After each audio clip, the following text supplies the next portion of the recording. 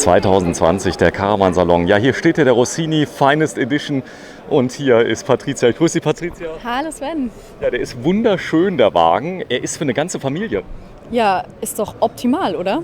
Ja, wir gehen gleich mal rein, schauen uns das Ganze an. Du hast jetzt viel gesehen, voll integrierte Teile, integrierte Alkoven. Jetzt sind wir mal wieder in der Wohnwagenabteilung bei Tabat, ja. Wohnwagen, ja, da braucht man auch den richtigen Führerschein zu, den hast du jetzt noch nicht. Aber wir werden sehen, was man dafür braucht. Und an Bord ist die Sabrina. Ich grüße dich ganz herzlich. Hi Sven. Ja, du bist von AMC Schmidt. Ihr seid einer der größten Tabathändler Europas. Ja, das kann man mit Fug und Recht behaupten. Das ist ein Doppelachser. Und Doppelachser haben welchen Vorteil? Ja, sie liegen ganz anders auf der Straße. Man hat viel ganz Möglichkeiten im Innenraum eine Größe zu erreichen und so weiter und so fort. Aber schaut es euch an. Ja, ganz wichtig ist zum Beispiel, wenn ein Schlagloch kommt, das habe ich also auch, ich habe ja selber einen Doppelachser, ja, man merkt es gar nicht, weil ein Rad immer den Boden berührt. Korrekt. Also gar nicht, stimmt jetzt nicht, aber es ist wesentlich abgemildert. Das Starke ist, man sieht es hier schon so ein bisschen an den Luken, das ist ein rollendes Kinderzimmer. Das ist ein rollendes Kinderzimmer für 2 bis 3 Kinder. Das ist komplett da und die Heckleuchten-DNA, das 2020 Multi-LED-Rückleuchte. Ist das so wie beim Audi, dass das denn beim Blinken auch so von links nach rechts geht? Frag mal so. Das musst du dir echt anschauen. Jetzt ist er natürlich im Standmodus. Ja, hinten ist sehr, sehr aufgeräumt. Das ist jetzt glatt, richtig? Das ist jetzt glatt. So, hier vorne sieht man, das ist so ein Detail. Erklär mir mal, was wir da sehen. Das Tabat-durchlüftete Dach ist das. Das ist besonders gedämmt, kann man das sagen? Das heißt, das Thema Wärmeisolierung ist ein Thema. Und das ist bei Tabat-Fahrzeugen generell der Fall, jawohl. Wie funktioniert das ganz genau? Wie ist das aufgebaut, das Dach? Doppelt und dementsprechend durch Hinterlüftung. Hier geht die Luft rein, zirkuliert. Das ist ein Dach, das dementsprechend auch, wenn es regnet, eine gewisse Dämmung hat. Man hört nicht immer alles. Ah, okay, das ist nicht direkt drauf. Also wie das mal früher war, dass man also alles gehört hat beim Regen. Man konnte sich gar nicht mehr unterhalten. Das ist nicht mehr so der Fall, richtig? Bei dem schönen Blechdach, jawohl. So, ich zeige mal gerade was. Das Dach ist tatsächlich aus GFK. Man sieht die Fasern so ein bisschen. Stimmt das? Richtig. Das ist auch. Und an der Seite Glattblech. Ja, Das ist eine Option. Ist eine Option, Glattblech. Das heißt, man kriegt den normalen mit Riffel. Riffel ist sogar noch ein bisschen widerstandsfähiger. Stimmt das? Dieses Hammerschlagblech, ja. Ja, das Hammerschlagblech. Ich habe Riffelblech gesagt, so, man mag es mir verzeihen. Ja, da unten, da ist wahrscheinlich die Toilette. Jawohl, muss man ja auch haben. Ist sie auf? Schauen wir nach. Ja, Tatsächlich ist jemand drin. die ist jetzt geöffnet. Das ist jetzt eine Chemietoilette. Das heißt, wenn du mir mal kurz erklärst, für jemand, der noch nie sowas bedient hat. Genau. Da hast du hier deinen Fäkalientank. Den nimmst du raus. Und dann kann der normale Camper morgens schön spazieren gehen, was der Camper morgens so macht. Und jetzt die entsprechende Entsorgung, die darf natürlich nur in dafür vorgesehene Behälter geschehen, richtig? Korrekt. Das sind sogenannte Chemieentsorgungstoiletten auf den Campingplätzen und so weiter und so fort. Da kannst du deine Toilette dann entleeren. Ups, jetzt fällt es runter. Ja, ist nicht so schlimm. Das Ganze ist mittlerweile auf Rollen. Man musste sie früher noch tragen. Das war bei mir der Fall. Ja, da vorne sieht man es. Und es ist auch so gemacht, dass man es also nochmal auswischen kann mit allem drum und dran. So sieht es aus. Ja, das ist das Fahrzeug. Wir schauen uns das nochmal an und gehen jetzt mal kurz rein. Der Rossini in der Finest Edition. Was heißt denn Finest Edition? Finest Edition ist viel schon inkludiert, wie du das eben auch schon erwähnt hast. Zum Beispiel Seitenwände in Glattblech, 17 Zoll Leichtmetallräder, beleuchtete Markisenleiste. Ja, viel Ingenieur schon mit reingepackt in die Finest Edition. Des Weiteren können wir uns das mal auf einem Portfolio hier in der Messe anschauen, was da so alles drin ist und welche Preisersparnis man hat. So, ich zeige das mal gerade. Auf der Messe kann man kaufen, richtig? Korrekt, da kann man kaufen. Das ist eine richtige Kaufmesse. Also viele wissen das nicht. Ihr stellt nicht nur aus, sondern man kann kaufen. Hier sieht man also das Fahrzeug, wie es jetzt hier ausgestellt ist, 34.000 €. Am besten, wir gehen mal rein, gucken uns das Ganze mal an, bevor wir das tun. Man hat hier sogar noch die Möglichkeit von außen. Und ich habe gehört, wenn das nicht möglich ist, ihr könnt das sogar nachrüsten bei AMC Schmidt, richtig? Bei einigen kann man das auf jeden Fall nachrüsten, genau. Das ist schon eine unheimliche Erleichterung für Tische, Stühle und diverses dann noch mitzutragen. Okay, das heißt, ich trage es nicht rein. Ich bin jetzt hier unterm Bett. Du bist unterm Bett, jawohl. Da sieht man auch die Truma, die direkt da ist. Das Bett kann ich nochmal hochklappen. Ja, wir schauen uns das gleich mal an. Hier vorne ist der Kasten. Das ist das, was man kennt. Stützrad mit Radlastanzeige. Das ist auch was Neues. Werden wir uns gleich mal anschauen. Anzeige, jawohl. In dem Moment müssen wir jetzt hier ein bisschen aufpassen. Einmal ein Flaschenkasten. schon aus Metall. Ist da schon so eine Umschaltereinrichtung dabei? Der hat jetzt dementsprechend die Mono- bzw. Duo-Control. Mono für eine Gasflasche, Duo für 2. Umschalten mit eingebautem Crashsensor. Gasbetrieb während der Fahrt in Deutschland möglich, in anderen Ländern bitte nachfragen. So ist das. Hier vorne ist die Stützlastanzeige. Die habe ich so auch noch nicht gesehen. Ist die sehr neu oder gibt es die schon länger? Die haben wir jetzt schon ein bisschen länger. Ja, das heißt, ich kann ablesen, wie stark die Stützlast ist. Korrekt, genau. Maßgebend, damit du auch siehst, welche Anhängelast in dem Moment auch auf deine Anhängerkupplung ja wirkt. Klär mich mal auf. Das Thema Fahrgestell. Es gibt es ja in verschiedenen Möglichkeiten, wie man das, wie man Zuladung hat. Also das maximale Gesamtgewicht. Ja. Wie funktioniert das? Genau, also man sollte dann dementsprechend sich bewusst sein und mal in seinen Schein reinschauen und dann 01, 02, was man im Auto oder am Auto anhängen darf. Ja, die zulässige Gesamtmasse, und demnach sucht man sein Fahrzeug auch aus, weil man muss ja auch gewisses Interieur nochmal mitrechnen, jetzt auch durch die Finest Edition oder Zuladung, Kleidung und so weiter und so fort. Wichtig ist ja, das Thema Gesamtzuggewicht wird immer wichtiger. Das war früher, glaube ich, gar nicht so das Megathema.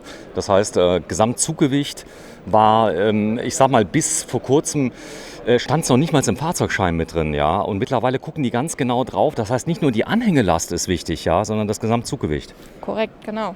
Das sollte man immer beachten. Dein Wagen muss ja ordnungsgemäß gepackt werden, dass die Stützlast stimmt, dass du nicht überladen hast und. Also gibt es einiges zu beachten. So, ich zeig's mal gerade. Automatisch nachstellbare Bremse. Das habt ihr sowieso schon länger jetzt bei Tauert? Ja. Super. Die Felgen sind dabei, das stehen im Auto gut. Ja, Messeangebot. Ihr habt eine Klimaanlage von Truma. Ich weiß, die kostet, wenn man sie extra nachkauft, ca. 2345. Jawohl, genau. Schon die große. Einmal die Truma, ja, oder halt die von Dometic jetzt zum Messepreis für 868 € statt 2220. Das ist unser Messe-Mitgipsel. Ja, die Klimaanlage, die wiegt ein bisschen was, aber ich denke, wenn man in südliche Länder fährt, da ist es vielleicht ganz sinnvoll. Ja, wir ziehen mal die Maske aus, wir gehen mal rein. Dann hier ist... Hallo Sven, ich habe hier schon ein super Bett gefunden. Sag mal bitte. Das ist auch nicht das einzige Bett hier in diesem Wohnwagen, das werden wir gleich noch sehen. Denn hier kann man wirklich super Urlaub machen, wenn man auch Kinder hat. Ja, das Schöne ist, es ist so von der Optik her, sieht es schon fast aus wie ein Wohnmobil so ein bisschen. Das ist jetzt so nicht der typische Schnitt, den ich im Wohnwagen habe mit der Rundsitzecke, oder? Ja, das ist mal eine andere Möglichkeit, weil hier befindet sich im Endeffekt eine Rundsitzgruppe in der Mitte. Mhm. Ich glaube, das ist das, was der Markt unglaublich fordert, weil wenn die Rundsitzgruppe in der Mitte ist, dann kann ich mich hier vereinzeln. Gibt es eine Möglichkeit, dass ich hier zumachen kann? Also hier, dass ich, wenn ich schlafe? Ja, da gibt es eine Falttür sozusagen. Ah, hier ja. kannst du den Raum zum Schlafen abtrennen zum Wohnraum, und das gleiche gibt es auch bei den Kindern. Also man hat wirklich fast verschiedene Wohnräume. Da unten, da ist auch so ein Magnetverschluss mit dabei. Die Länge von dem Fahrzeug jetzt hier? Oh je, oh je, oh je. Pass mal Oh auf. Gott, Hier müssen wir mal 6,20 steht drauf. Mit der Deichsel, genau. Wir müssen ja immer gucken, die Nutzlastenlänge ist 6,30 Meter und die Gesamtlänge ist dann bis zur Deichsel vorne hin zum Anhängen 8,31 Meter. Und das Fahrzeug an sich hat halt die 2,50 Meter Breite. Ja, da muss man auch halt immer ein bisschen aufpassen, weil dann geht auch im Innenraum, du merkst ja das Raumvolumen hier drin. Ja, 2,50 Meter ist wieder was anderes wie 2,30. Wahnsinn. Also ich zeige mal gerade ganz kurz, wenn du mal gerade nach vorne bitte gehst. Ja, gerne. Dann zeige ich mal gerade hier die Sitzgruppe. Patricia, nimm mal Platz. Jetzt, wo du nämlich nicht da bist, einmal hier vorne ist die Sitzgruppe, wie man sieht. Oben drüber sind die Schränke. Sieht schön aus. Zweifarbig. Gibt es auch noch in Blau für diese Finest Edition? In Blau gibt es hier noch, sagt sie. Und dann ist hier vorne, ich mache mal gerade einen ganz kleinen Schwenk hier rüber. Da sieht man sehr schön, hier ist dann das Bett mit einem großen Kleiderschrank dabei, mit Spiegel, das ich zumachen kann. Das finde ich schon mal ganz wichtig. Da unten ist ein kleiner Nachtschrank dabei. Und ja, hier habe ich dann ein 1,80 Meter Bett, korrekt? Etwas länger sogar, einen Ticken. 1 Meter, und deswegen, es ändert sich zum Teil immer. Wir müssen jetzt einfach mal schauen. Hier haben wir bis zu 7 Schlafplätze. Das Bett im Bug, wo du dich jetzt befindest, ist 1,99 mal 1,39. 1,39, also 1,40 Meter ungefähr mal 1,99 Meter. Das ist ja schon ordentlich. Was auch toll ist, ist hier der Beschlag. Das sieht schon fast aus wie im Hotel, oder? Das sieht aus wie im Hotel, so soll es ja auch sein. Das ist ein Heimkommen. Du kommst ja nicht ins Hotel, du kommst ja heim. Aber ist das hier noch ein Wohnwagen von Taffert? Ich habe so die alten Taffert in Erinnerung. Also hier der Raumschnitt, der ist schon genial. Also wenn du wirklich viele Schlafplätze haben möchtest, dich ein bisschen vereinzeln möchtest, das ist schon ziemlich cool gemacht. Hier ist der Fernseher drin, die Vorrüstung. Du kommst bis zu 7 Leute hier unter, ne? Das wollte ich gerade fragen. Mit wie vielen Personen kann man denn jetzt hier sitzen? Ja, du kannst einfach hier ja schon mal sitzen. Du kannst diese Mittelsitzgruppe in dem Moment umbauen, nachdem der Tisch nach unten kommt und die Polster sich ausrichten. Und du hast die Möglichkeit, hier hinten noch einige Leute unterzubringen, bis zu 3. Ich sag mal so, bequem ist das wahrscheinlich mit 4 Personen oder ich sage jetzt mal mit maximal 3 Kindern, 2 Erwachsenen, 2 Kinder, 2 Erwachsene. Ich glaube, das wäre optimal, oder? Ja, das muss ja jeder sehen, wie er das gerne möchte. Also gestapelt geht immer. So, Patricia, du bist jetzt mal das Kind. Wie lang bist du heute? 1,67 Meter. Ich wollte auch gerade fragen, passe ich jetzt da noch rein oder ist das... Wenn du das Wir versuchen es mal. Möchtest, okay. Weil man liegt ja nicht strack, Die Kinder, sondern man liegt ja immer angewinkelt. Die Kinder bitte nach oben. Jetzt will er es aber wissen. Mach mal, Soll ich jetzt Patricia. nach oben? Ja, mach mal bitte. Ich will mal sehen. Hält mich noch, ja? Die Patricia wiegt 51 Kilogramm. Also wenn sie das... 80 Kilo. Aber ja, dass du nicht da drauf rumspringst wie mein Kind oder. Ja, und wie gesagt, angewinkelt liegt man ja auch. Man liegt ja nicht strack. Ja, also hier oben muss ich ein bisschen aufpassen wegen Kopf anstoßen, aber ansonsten würde ich hier reinpassen, ja. Und ich könnte sogar hier zuziehen. Ja, das ist Alcantara, das ist wie in der Business Class hier. Du kannst einfach zumachen und da kommt dann die Stewardess, das ist dann die Mama und fragt das Kind dann noch, hast du deine Trinkflasche? Ja, genau. Ich habe ja selber Kinder, also das hätte ich mir wirklich gewünscht, liebe Sabrina. Das ist ein ganz tolles Konzept. Geh mal unten rein, bitte. Da habe ich sogar noch für die Kleinen, also dass die gar nicht rausfallen können. Unten sind ja wahrscheinlich die etwas größeren, aber ich denke mir auch die Kleinen, die wollen unbedingt nach unten. Unten und oben, ganz unterschiedlich. Ist ganz unterschiedlich. Aber das Schöne ist, die Kinder gehen sich aus dem Weg, die liegen nicht nebeneinander. Jeder hat sein eigenes Fenster. Ruhe vor allen Dingen. Und das braucht man auch im Urlaub. Ja. Oh, ich bin richtig neidisch. Also, der ist super, der Grundriss. Also ich finde den total klasse. Schöner Familiengrund, Ja. das ist richtig. Toll. Ja, leider ist kein Bad drin. Oh, kein Bad von wegen. Hier, Spaß. guck mal hier. Das ist doch einwandfrei. Ich habe eine große Dusche. So ein kleines Detail hier oben ist der Handtuchhalter mit drin. Da kann ich aber auch zum Beispiel Jacken hinhängen, die nass sind, oder? Es gibt halt auch eine Duschvorrichtung. Dann hast du noch einen Vorhang und eine Brause. Okay. Die Telford Bank hast du. Das ist eine schöne Sache. Die Duschvorrichtung, die ist jetzt hier eingebaut. Als Option. Nein. Als Option, die kann man haben. Wenn man duschen möchte. Also die Wanne ist schon drin, die ist immer drin. Genau. Okay. Zur Not könnte man ja auch improvisieren. Aber ich denke so, die Dusche sollte man schon mitbestellen, oder? Momentan schreibt ja jeder, das Corona-Jahr ist es hilfreich, an diesem Teil nicht zu sparen. Ja. So, jetzt mach mal zu. Du kannst hier mal rein. Ja, warte mal, ich filme rein. Ich finde ja diese Vorhänge total süß, also gerade für Kinder. Und was ich auch super finde, da musst du jetzt wahrscheinlich hier so ein bisschen um die Ecke kommen. Ja, warte. Kinder mögen es ja, ich kenne das ja noch von meiner Kindheitszeit, Ja. wenn die so, ich sage jetzt mal, wie so eine Höhle haben, ja. Und Ja. hier habe ich sogar einen Platz, wo ich ja meine Bücher oder meine Spielsachen sogar reinstellen Die kann. Wii oder die Switch oder Genau. die Playstation. Ja, und vor allen Dingen, man hat ja doch auch für Familien ganz viel, was man mitschleppt. Siehe da, kann ja. sich Ich bin total neidisch. Also das ist ein toller Wohnwagen, weil ich hatte ja den Doppelachser Puccini eigentlich für 2 Personen im französischen Bett. Und da kam der Sohn. Auf einmal hatten wir gar keinen Platz mehr. Und es ist ja manchmal ganz schön, wenn 3 Personen auch einzeln schlafen können. Es kann ja mal sein, der eine hat mal Schnupfen oder dem geht es nicht so gut. Boah, ist das ein riesen Kleiderschrank. Aber ich glaube, den brauchst du auch, wenn du eine Family hast. Mach mal unten auf, bitte, Patricia. einmal nach vorne ziehen, jawohl. Sie ist noch Camping-Novize. Also ja, da könntest du was reinmachen? Ja, Schuhe, auch Spielsachen, Barbie zum Beispiel oder Puppen, ja. Oder für die Jungs einfach Spielzeugautos. Genau. So, jetzt gibt es noch mehr Schränke. Ich zeige das mal gerade. Hier vorne habe ich natürlich meinen Platz, den ich hier habe für Zahnbürste und Co. Da habe ich nochmal einen Schrank unten drunter. Das Waschbecken ist ordentlich groß. Sind die Ausgleichspolster? Ja. Ja. Siehe da. Das ist ordentlich groß. Und hier nochmal die Sitzbank. Da können alle auf einmal dran sitzen. Und ich muss nichts umbauen, gell? Ah, zeig mal. Kinder AD. So ist es. Die Klimaanlage ist drin. Dometic, die ich Ihnen sehr empfehle, wenn man gerade in südliche Länder fährt. Das Problem ist oft nicht die Hitze, es feucht oft und dann kann man entfeuchten. Es gibt eine extra Entfeuchtungsfunktion, gell? Es gibt verschiedene Funktionen dieser Dometic und der Truma-Klimaanlage, sollen wir auch ja immer erwähnen. Und bitte aber immer Obacht geben, dass man auch die mit 230 Volt betreibt. Sehr schön, also am besten eine Außensteckdose. So, jetzt komme ich mal kurz hier rum. Du machst mal den Schrank bitte auf. Gerne doch. Siehe da. Den könnte ich auch zum Hängen machen, wenn ich will. Könnten wir rein theoretisch zum Hängen auch umrüsten, jawohl. So, dann können wir nämlich teils. Oben können wir noch Jacken reinmachen, unten. Das würdet ihr aber bei AMC Schmidt in Ida Oberstein umbauen, richtig? Das ist dann unsere Leistung, jawohl. Okay, ist ja kein mega Aufwand. Hier oben hat man noch ein Fach. Bitte mal aufmachen. Da könnte man ja noch eine Mikrowelle einbauen, wenn man das möchte. Nicht hoch genug. Nicht hoch genug? So, und jetzt kommt das ganz Besondere. Der Kühlschrank ist fast so hoch wie die Sabrina.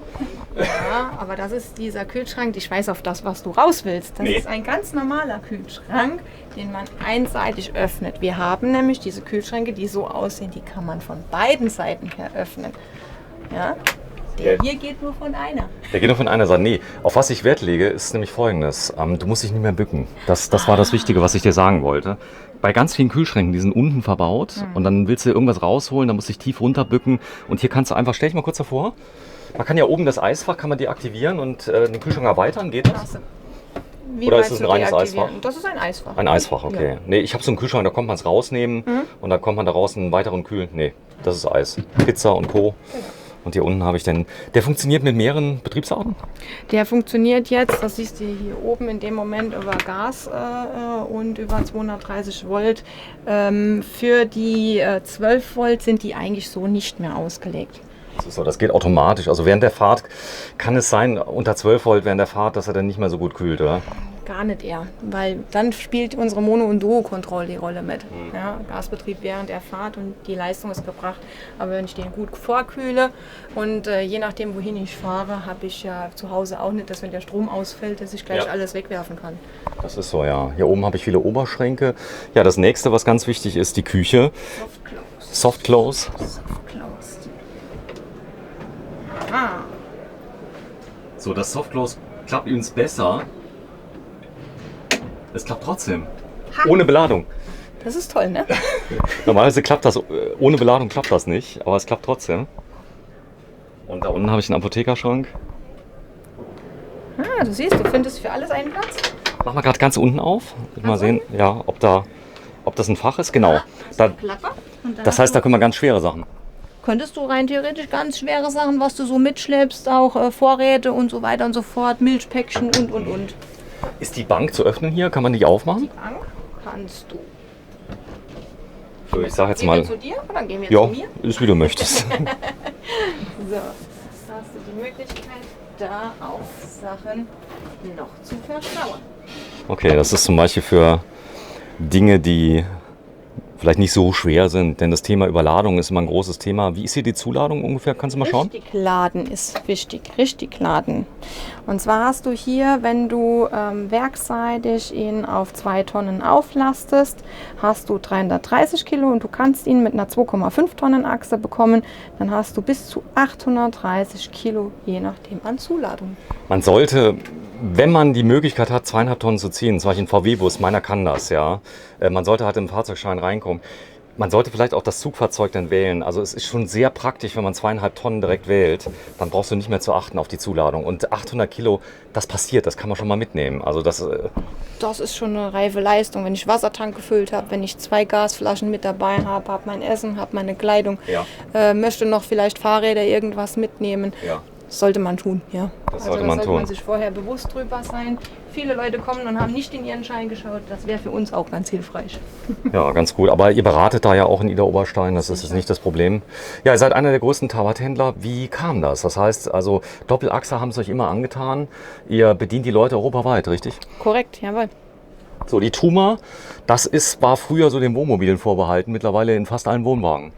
Ja, kommt immer mehr gefordert. Jeder möchte in seinem Urlaub alles irgendwo über das nette Handy steuern können und so weiter und so fort. Also auch da geht es immer weiter.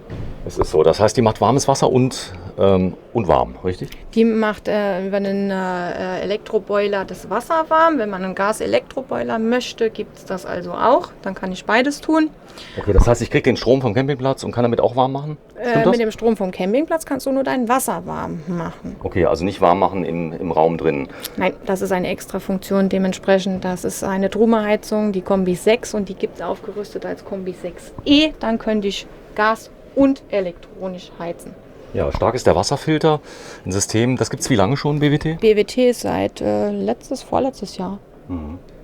Mach mal auf, bitte. Denn hier ist eine Besonderheit. Das Reinigen ist besonders einfach, denn man hat hier so ein Gusselement mit drin. Das kann ich mit einem Mal rausnehmen. Das ist zweigeteilt hier in dem Fall. Genau. Siehst du? Und ich kann 2 große Töpfe locker unterbringen, oder? Dicke, ja. Gut. Auch eine Pfanne mal noch mit, was man auch ab und zu hat. Und hier ist die Öffnung auch am richtigen Platz. Das kann ich aufmachen. Man sollte nur immer Obacht geben, dass das Ding kalt ist, bevor man hier schließt. Aber das ist für die ganzen dann auch nochmal erläutert überall. Ja, wenn nicht, dann werden die Aufkleber mal ein bisschen warm. Das ist mir schon passiert. Merkt man einmal. Ist mir einer weggebrutzelt, ja. Aber es geht nicht direkt kaputt, sagen wir es mal so. Mach mal hier auf, bitte. Gerne doch.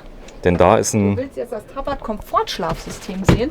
Mein Gott, du bist ja voll im Werbesprech. Das Tabat-Komfort-Schlafsystem mit Tellern. Schau mal da, ne? Nobel, Hotel. Und da liegt man gut? Ja, sicher. Jetzt sag wie auf Wolken. Ach, wie auf Wolken, im Himmel 7. Ist aber so, die Leute wollen ja im Urlaub mindestens genauso gut schlafen wie zu Hause, gell? Man sollte ja auch, wenn man morgens aufsteht und hat schlecht geschlafen, ist jeder nicht für den Tag zu gebrauchen. Mir geht es zumindest so. Sag mal, wenn ich jetzt so einen Geltopper haben möchte, das hier ist ja jetzt fast rechteckig, das geht ja relativ easy, aber ihr würdet die auch zuschneiden, oder? Du hast da was drauf sogar schon. Ist da Gel drauf? Ja. Komm mal her, bitte. Patricia, da ist ein Geltopper ist oben drauf, wenn du den mal kurz antestest. Ja, ich habe ja vorhin schon mich draufgesetzt und das hat sich super weich angefühlt, aber auch nicht zu weich, also richtig, richtig gemütlich. Eine Schaumstoffmatratze mit so einem Topper oben drauf, korrekt eingearbeitet, ja. Die gibt es auch am Werk direkt, das heißt eine richtige Größe mit allen drum und dran. Das ist das Komfort-Schlafsystem von Tabat. Ach, das war das Komfortschlaf. Also das heißt die Teller dabei, die Matratze Das ist dabei. hier jetzt in der Finest Edition schon drinnen. Mensch, haben die Kinder das auch hinten? Die Kinder haben das nicht, nein. Auch da kann man einen Topper zukaufen. Komm, wir gehen mal raus. Sabrina, ich bin ganz stolz auf dich. Erstes Video, was wir jemals gedreht haben. Komm mal her.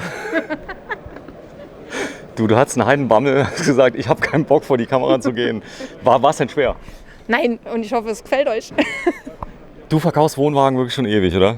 Oh, noch nicht allzu lange, aber ich bin seit klein auf das Camping gewöhnt und habe es immer mitgemacht. Und irgendwann bin ich da so reingeschlittert. So, ja. Das ist ein ganz toller Grundriss eigentlich, ich sage jetzt mal für Familien mit 2 oder 3 Kindern, das ist gar kein Problem. Und ja, er ist wirklich umlagert.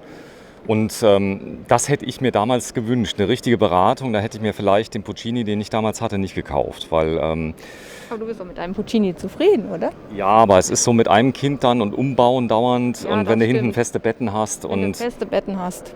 Und das ist so vom Querschnitt her, also das ist eher so für 2 Personen, ist der Puccini, den ich habe, vorgesehen. Ja. Und das sollte man sich vorher Gedanken machen, das ist ganz wichtig. Ja, Aber und deswegen Messe. so, man kann sich alles angucken. Ja, machen wir noch ein bisschen Werbung für dich. AMC Schmidt, man findet euch in Idar-Oberstein. Der weiteste Weg lohnt sich. Ihr habt wirklich Kunden aus ganz Deutschland, die extra zu euch kommen nach Idar-Oberstein. Und ihr habt wahnsinnig große Stückzahlen. Ihr seid, ich glaube, der größte Tabathändler in Deutschland. Das ist Europa. In Europa. So. In Idar-Oberstein, wer glaubt's? Ja. Im Hunsrück. Ja, vielen Dank fürs Einschalten. Da ist er, der Rossini Finest Edition in der Ausführung. Ich zeige es gerade nochmal. Da steht's 620 DM. Gesamtlänge ist 8,31 Meter, Nutzlänge sind 6,30 Meter und die 2,50 Meter Außenbreite übrigens gar nicht so schlimm, wenn man mal an der Mautstelle ist, weil man sieht das Fahrzeug sehr gut von hinten. Danke fürs Einschalten. Tschüss.